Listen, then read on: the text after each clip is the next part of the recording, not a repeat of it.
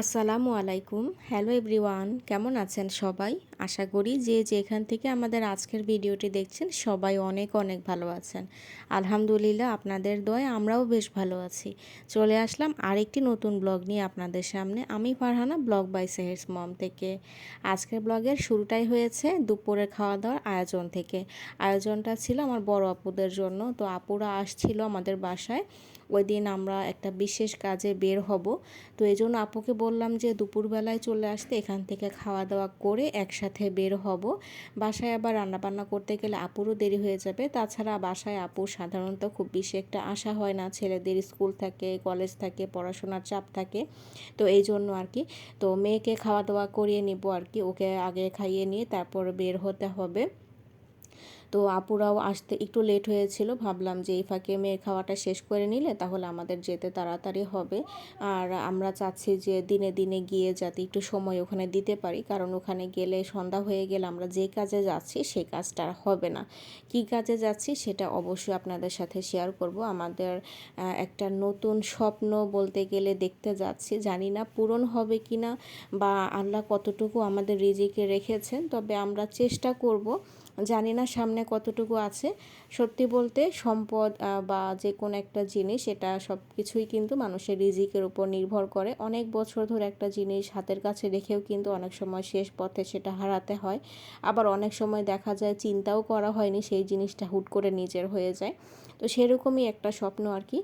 আর আমরা আজকে যেখানটায় গিয়েছিলাম এটা হচ্ছে আমার হাজব্যান্ডের একটা জায়গা, যেটা তার কর্মজীবনের শুরুর দিকে কেনা। প্রথম যখন বিদেশ থেকে এসেছিল ছুটিতে, ওই সময়ে এই জায়গাটা কেনা হয়েছিল। তখন আমার বিয়ে হয়নি, আমার বিয়েরও বেশ কয়েক বছর আগের কথা। তো এই জায়গাটা আমি দেখেছিলাম এর আগে দুই একবার এসেছি। একবার হচ্ছে ও চলে যাওয়ার আগে এসেছিলাম, আর একবার আমরা এসেছিলাম আমার শাশুড়ি এবং দেবরের সাথে।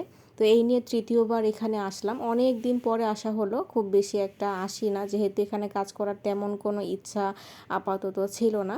তবে হুট করে এখন ইচ্ছা হচ্ছে যে এখানে একটু কাজ ধরবো, কারণ আমার ফ্ল্যাটের কাজটা তো কমপ্লিট হয়ে গেছে, সেটা আপনাদের সাথে শেয়ার করেছি। সেটা অলরেডি আলহামদুলিল্লাহ আপনাদের দোয়াতে এখন ভাড়া দেওয়া হচ্ছে, ওখানে ভাড়াটিয়া আছে। যেহেতু আমরা অনেক দূরে থাকি, সেখানে আপাতত থাকার মতো কোনো প্ল্যানিং নেই।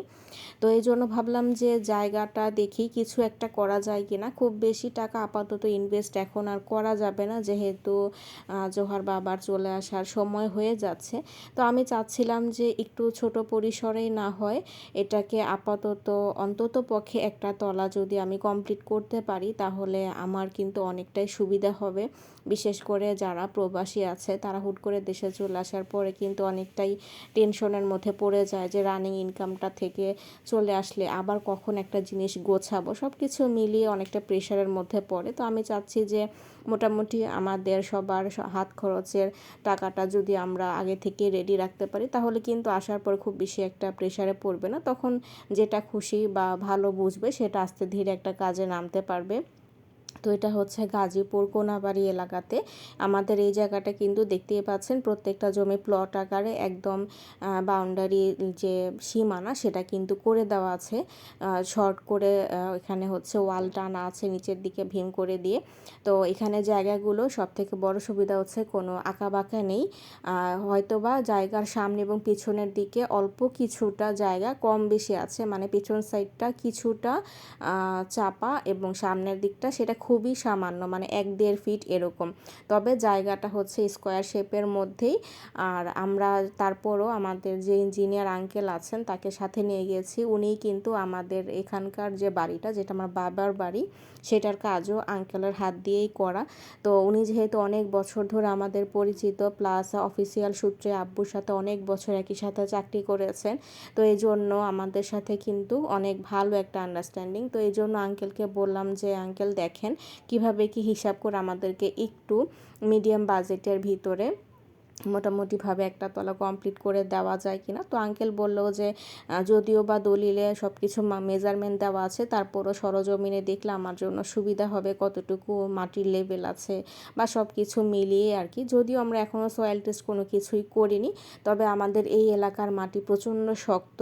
আশেপাশে যারাই করেছেন কারো সয়েলে মানে হচ্ছে যেটা হচ্ছে যদি মাটির পরিমাণ হচ্ছে একটু দুর্বল থাকে, সেই ক্ষেত্রে তো সবসময় দেখা যায় যে খরচটা অনেক বেশি পড়ে যায়। তো আমাদের আলহামদুলিল্লাহ সেটার হয়তো বা প্রয়োজন পড়বে না, কারণ পাইলিংয়ের খরচ তখন অনেক বেশি হয়ে যায় যদি মাটি খারাপ থাকে। তবে আমাদের এলাকার মাটির গুণাগুণ যতটুকু আমি সবার কাছে শুনেছি যে প্রয়োজন পড়ে না।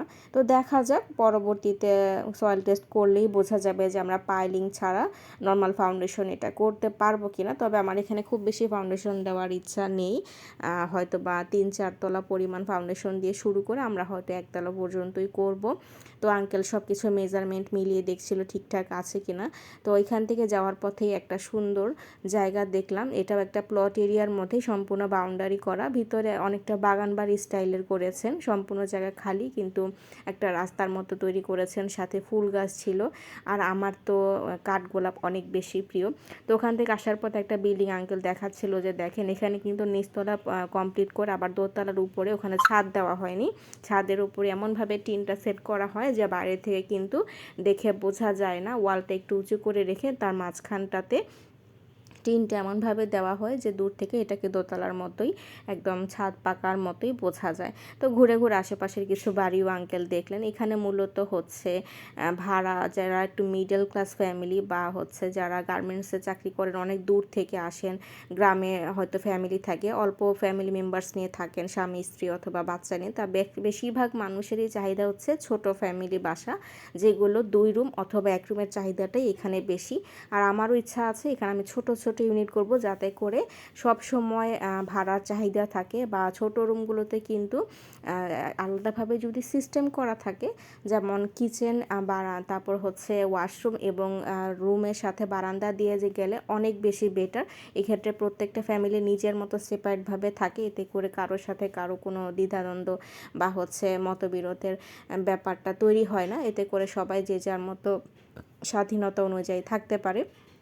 তো আমারও ইচ্ছা আছে সেরকমভাবেই খুবই ছোট ছোট করব, সেটাও না, এমনভাবেই করার চেষ্টা করব যাতে একটা ফ্যামিলির যতটুকু মিনিমাম ফার্নিচার থাকে সেটা যেন একটা রুমের ভিতরে নিয়ে এসে তারা থাকতে পারে, অতটা সমস্যা না হয়। আমি কিচেনটাও এমনভাবে করব যাতে করে তারা ইউজ করতে পারে। অনেক জায়গায় থাকে যে এতই ছোট যে সেখানে কিছু রাখা যায় না, দাঁড়িয়ে আরেকটা মানুষ কিছু করতে পারবে না। তো আমার ওরকম অত বেশি টাকার আমার চাহিদা নেই। আমি চাবো যে একটা মানুষ ব্যবহার করে যেন স্বাচ্ছন্দ্য বোধ করে, প্লাস আমার নিজেরও যেন চাহিদাটা পূরণ হয়। তো দোয়া করবেন, সামনে আমরা কতটুকু কি আগাতে পারবো এখনও জানি না, তবে মাথায় যেহেতু নিয়েছি একটু হলেও চেষ্টা করে দেখব। আপনারা দোয়া রাখবেন। আর যদি প্ল্যানে আমাদের এটা পাশ করা হয়, অবশ্যই আপনাদের সাথেও আমরা শেয়ার করব যে কিভাবে কি করতে চাচ্ছি। তখন আপনাদেরও যদি কোনো মতামত থাকে অবশ্যই আমাদের সাথে শেয়ার করবেন। আর এটা হচ্ছে আমাদের মূল যে জায়গাটা, এটা হচ্ছে মিতালি ক্লাব বলে, এটা অনেকেই চেনে কোনাবাড়িতে। এটা থেকে কিন্তু আমাদের জায়গাটা ওয়াকিং ডিস্টেন্স জাস্ট 2 মিনিট।